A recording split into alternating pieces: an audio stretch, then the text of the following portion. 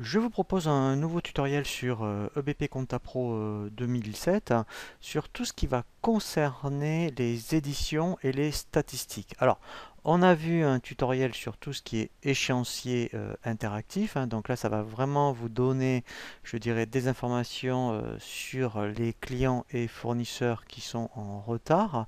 Mais vous allez aussi être amené tous les mois ou régulièrement en tout cas à faire des éditions que peut aussi vous demander votre expert comptable, notamment tout ce qui va concerner des éditions de grands livres, de balance par exemple. Alors on verra également aussi, moi je trouve ça intéressant, vous pouvez éditer à tout moment ce qu'on appelle un compte de résultat et un bilan. Alors je préviens que il faut avoir ce qu'on appelle les liasses fiscales, hein. Donc c'est un autre logiciel de BP pour pouvoir déposer, hein, son bilan auprès du greffe, hein. Ici, en tout cas, ça va vous donner déjà un aperçu de votre activité à tout moment en fonction des écritures que vous aurez saisies. Alors, on va déjà commencer à voir les éditions, on va dire, courantes, notamment tout ce qu'on appelle les journaux, grands livres et balances. Alors, vous pouvez accéder à cette fonction, je dirais pratiquement dans n'importe quel menu. Quand vous allez en bas, vous verrez en bas de chaque menu de navigation, vous avez ici, vous voyez, ce qu'on appelle les impressions. Après, donc, dans les impressions, vous voyez, vous avez ce qu'on appelle état comptable. Donc, on a un journal. Donc là, alors, on va le voir déjà. Alors ici, hein, c'est pas le vôtre, hein, enfin, c'est un aperçu de l'état. Il faut double-cliquer ici. Vous voyez donc. Et après, effectivement, ben, vous allez avoir pas mal de filtres, hein, notamment si vous voulez éditer par période. Voilà, vous voyez, ou notamment certains journaux. Donc là, il y a, mettons, on va faire un aperçu des journaux d'achat à vente. Voilà, donc on pourrait même demander des ruptures par niveau de classe, par exemple. Donc là, on va faire un aperçu, ça va vous donner une idée. Donc ça, c'est un état que peut vous demander régulièrement votre expert comptable. Voilà, et donc là, après, vous voyez, vous avez toutes vos écritures, voilà, qui sont donc classées, vous voyez, par journal. Donc ça, c'est la première chose. Ensuite, après, effectivement, vous allez avoir cette notion de grand livre. Donc un grand livre, en fait, c'est une édition des comptes, mais détaillée. Donc là, effectivement, alors on pourrait très bien après demander, vous voyez ici, par nature de compte, c'est-à-dire que ça, on peut très bien vous demander, votre expert comptable, eh bien, donnez-moi que le grand livre client, fournisseur, par exemple. Voilà, ou là, en fait, vous voyez, BP a fait ça très bien. Vous voyez, compte de bilan, ça veut dire que là, si vous choisissez cette option, ce serait que les comptes de la classe 1 à 5, et de gestion, c'est tous les comptes de la classe 6 et 7. Alors moi, je vais faire tous, comme ça, vous aurez une idée. Voilà, donc là, je vais faire aperçu, vous allez voir. Et là, en fait, effectivement, eh bien, on a le détail des comptes, c'est-à-dire toutes les écritures compte par compte. Voilà. Vous voyez, par exemple, pour le fournisseur 401 bureaux, eh bien là, voilà, j'ai toutes mes écritures, aussi bien d'achat que de règlement. Voilà, donc c'est voilà, donc là, vous voyez, donc ça aussi, hein, c'est des éditions qu'on vous demandera régulièrement. Après, vous avez ce qu'on appelle une balance générale. Alors, une balance générale, en fait, euh, contrairement au grand livre où vous avez le détail des comptes, eh bien, en fait, une balance, c'est le solde des comptes. Donc ça aussi, régulièrement, vous verrez, vous allez être amené à le présenter à votre expert comptable. Voilà.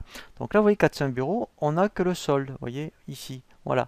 Mais on n'a pas le détail. Quand on veut le détail, il faut avoir ce qu'on appelle un grand livre. Alors ça, c'est super intéressant, hein. C'est ce qu'on appelle des balances inter-exercices, où là, effectivement, eh ben, vous pourrez avoir une édition d'une balance avec un exercice à cheval. Ça, c'est également super intéressant, où vous aurez ce qu'on appelle les comparatifs de n et n-1. Voilà.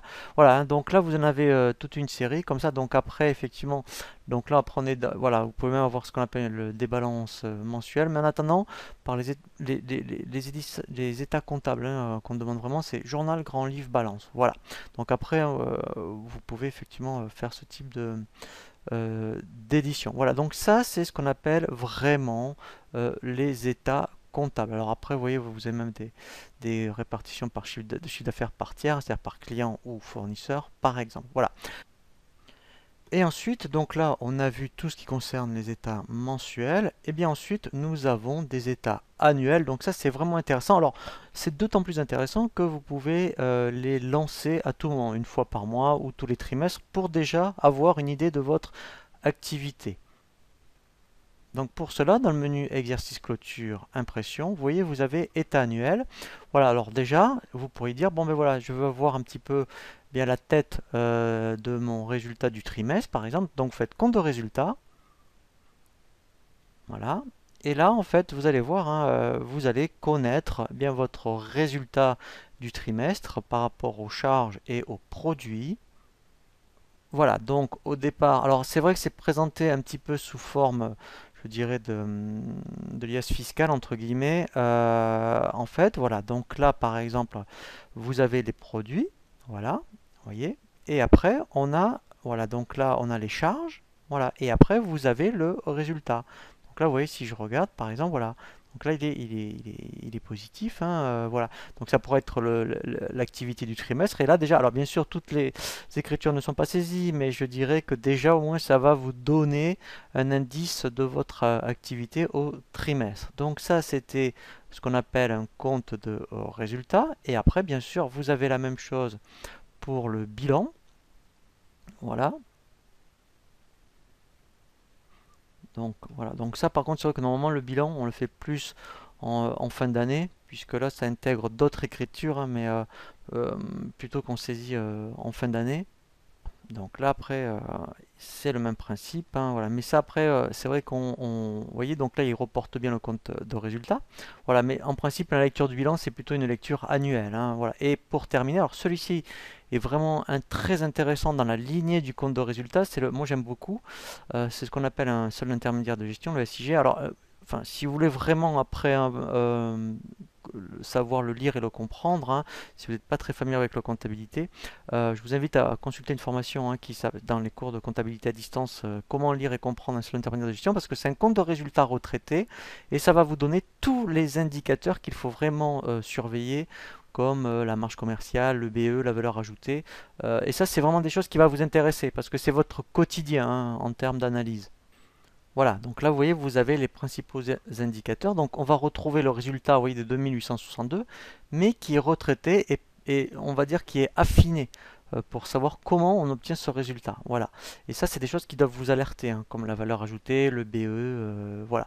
Donc ça, alors je précise, hein, c'est des étapes provisoires, hein. Il faut avoir EBP liasse fiscale, hein, pour vraiment présenter vos documents, je dirais, au greffe, hein, voilà.